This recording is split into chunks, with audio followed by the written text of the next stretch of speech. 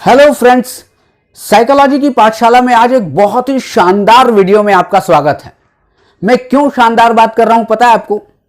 क्योंकि हमारे सामने एक लर्निंग को लेकर और एक रिमेंबरिंग को लेकर, मतलब कि कैसे सीखा जाए और कैसे उसको याद रखा जाए, उसकी बड़ी एक समस्या होती है। हम उसको अलग अलग तरकीबों से याद करने की, अलग अलग तरकीबों से सीखने की कोशिश करते हैं, लेकिन फिर भी रिजल्ट क्या होता है? जीरो। और रिजल्ट जीरो का मतलब कि सब कुछ याद नहीं हुआ, सब कुछ भी तो हम सीख ही नहीं पाए। तो आज हम इंडियन साइकोलॉजी का एक कॉन्सेप्ट समझते हैं, या आप कहें कि इंडियन जो फिलॉसफी है उसका एक कॉन्सेप्ट समझते हैं कि कैसे चीजों को याद किया जाता है और कैसे चीजों को सीखा जाता है। तो यहां पर दो चीजें हैं, एक जिसको हम कहते हैं लर्निंग और दूसरा जिसको हम कहते हैं रिमेंबरिंग।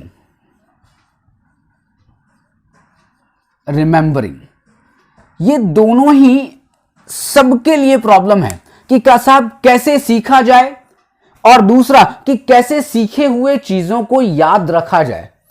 तो हम इधर उधर न जाएं, बल्कि सीधे इंडियन फिलॉसफी पे आते हैं। और इंडियन फिलॉसफी में यदि आपने सुना हो कि एक ग्रंथ है जिनका नाम है वेदांत।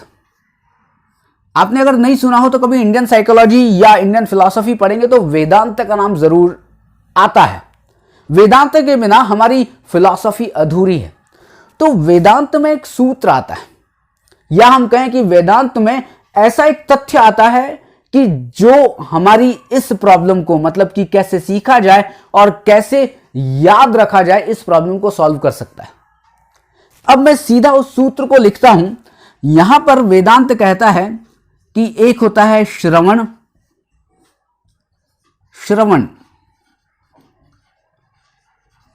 एक होता है मनन,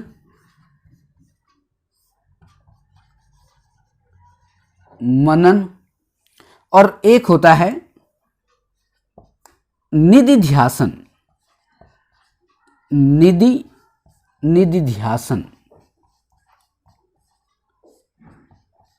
निधिध्यासन।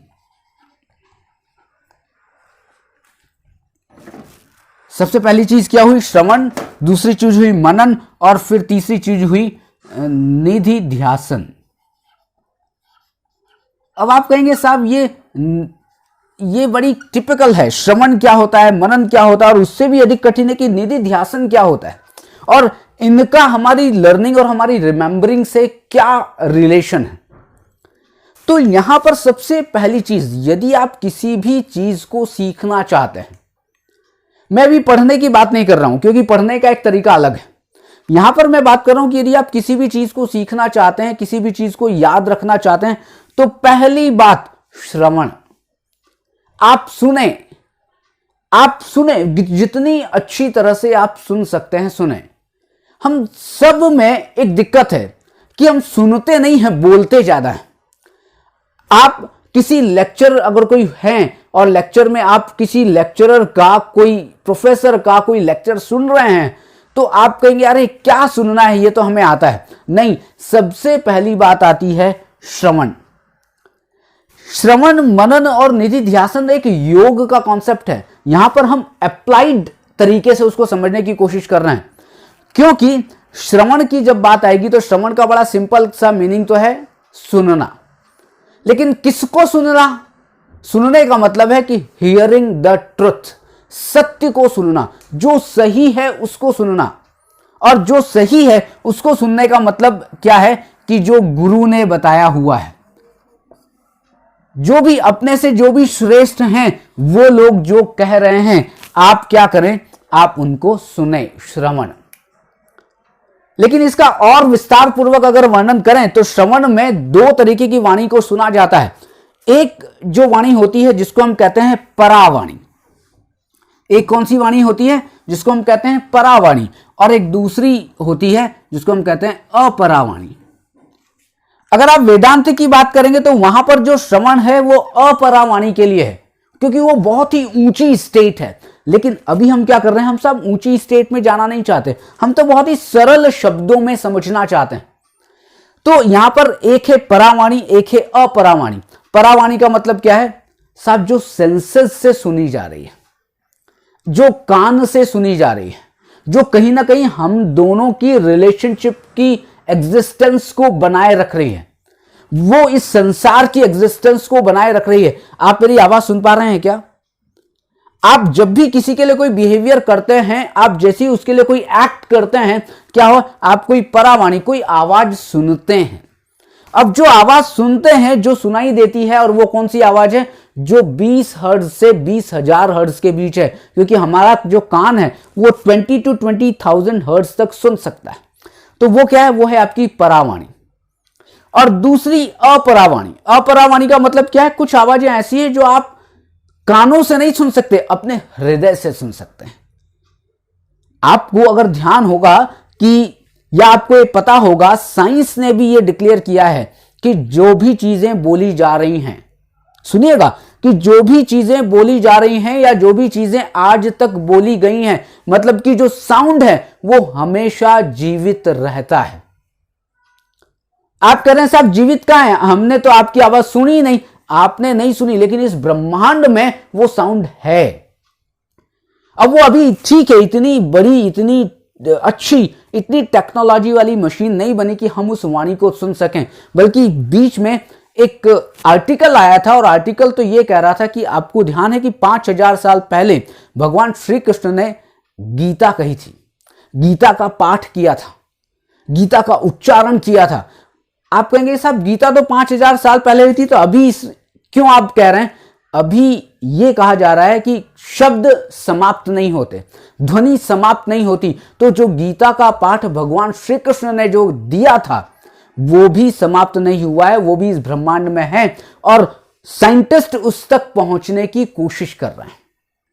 वो क्या है, वो अपरावाणी है, जो कि देवताओं द्वारा जो बोली गई है, या जो योगियों द्वारा बोली गई है। और एक अपरावाणी क्या है, जो अपने अंदर की आवाज है, एक जो अपने अंदर की आवाज है। लेकिन आपको अभी अंदर की आवाज सुनने के लिए बहुत ज्यादा तपस्या करनी पड़ेगी, तो ज्यादा बेटर है कि अभी हम अपरावाणी को ना समझें, अभी हम केवल परावाणी को समझें, कि जो भी चीज आप सीखना चाहते हैं, जो भी चीज आप याद करना चाहते हैं, पहले बहुत ध्यान से सुने, पहले बहुत ध्यान से उसका श्रवण करें।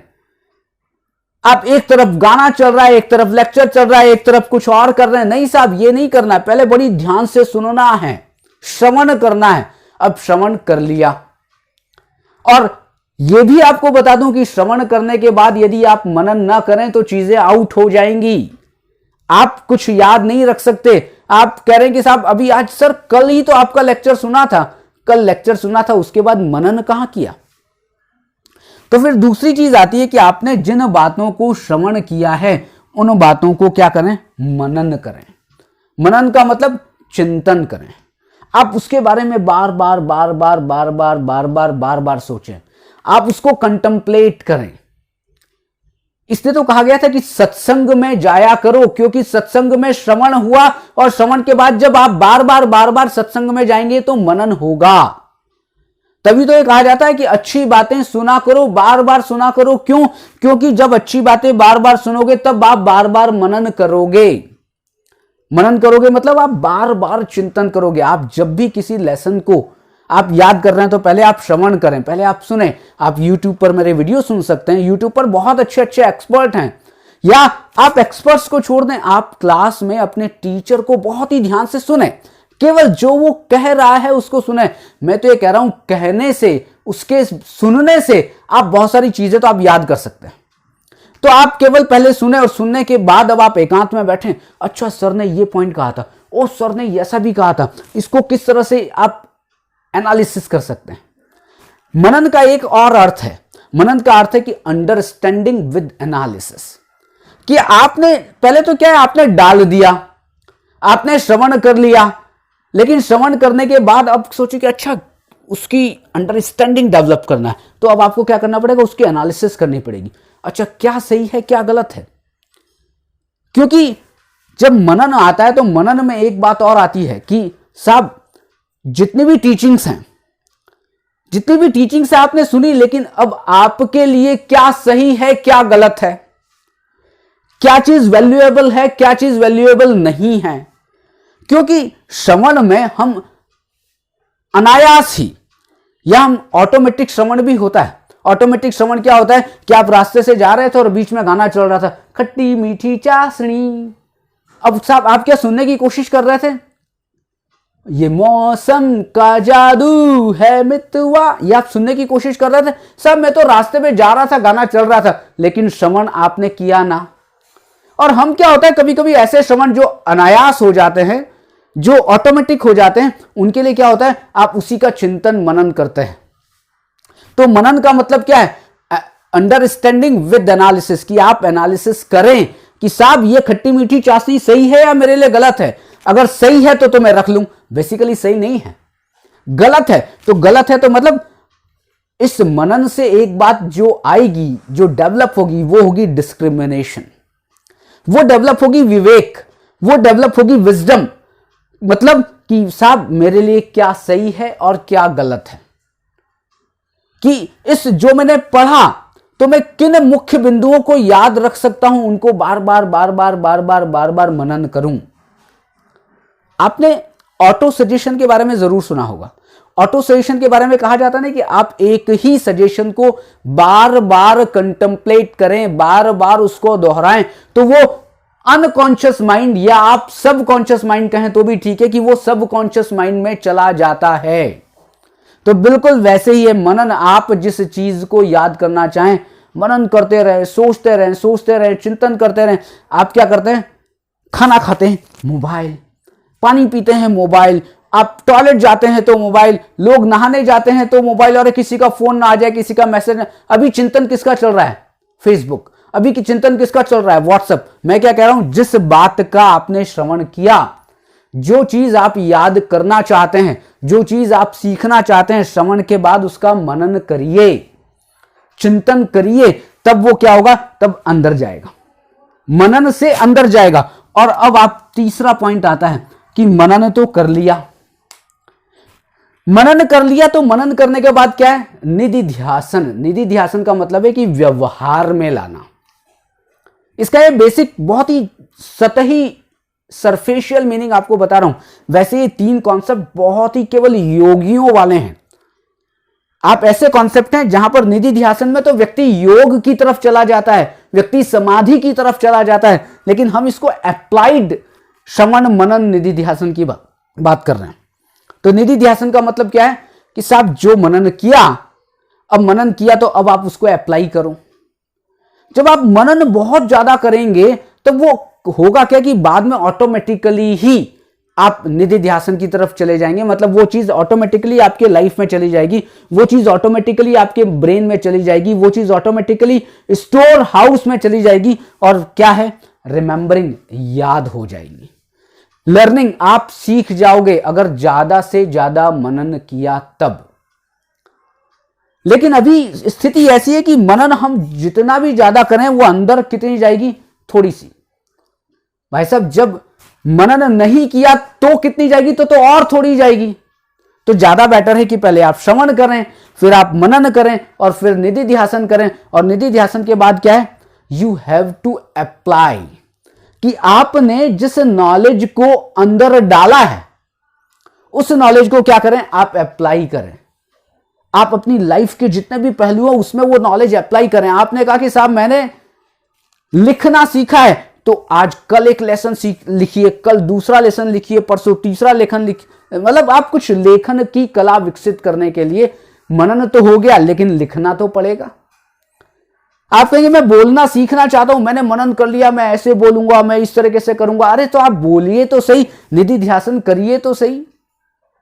मैं फिर रिपीट कर रहा हूं कि ये जब वेदांत में श्रवण मनन निधिध्यासन ये योगियों के लिए बताए गए हैं, क्योंकि निधिध्यासन में मैंने कहा था समाधि की यात्रा हो जाती है।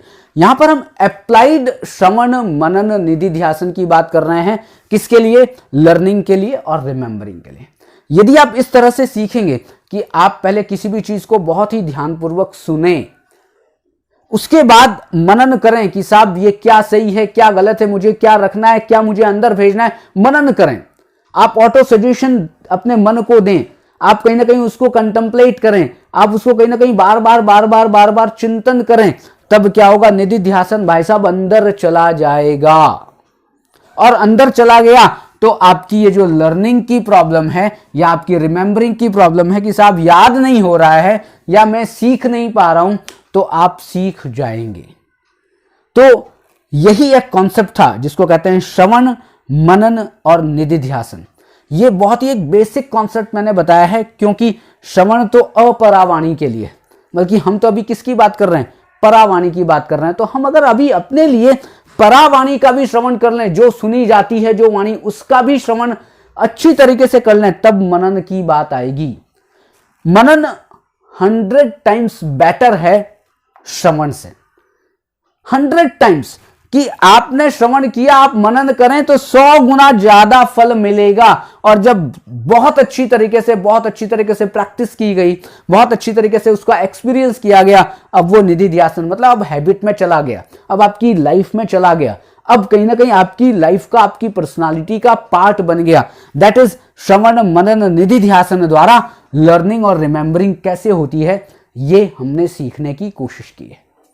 तो आज के लिए इतना ही, कल फिर मिलने वाले हैं एक नए टॉपिक के साथ। अगर ये टॉपिक अच्छा लगा हो तो ध्यान रखिएगा, कमेंट करना मत भूलिएगा कि आपको कैसा लगा ये कॉन्सेप्ट, क्योंकि ये इंडियन साइकोलॉजी, इंडियन फिलॉसफी का कॉन्सेप्ट था जो कुछ नया है, पहले से हमारी वेस्टर्न साइकोलॉजी से कुछ नया है। तो कल फिर मिलते हैं, थैंक यू।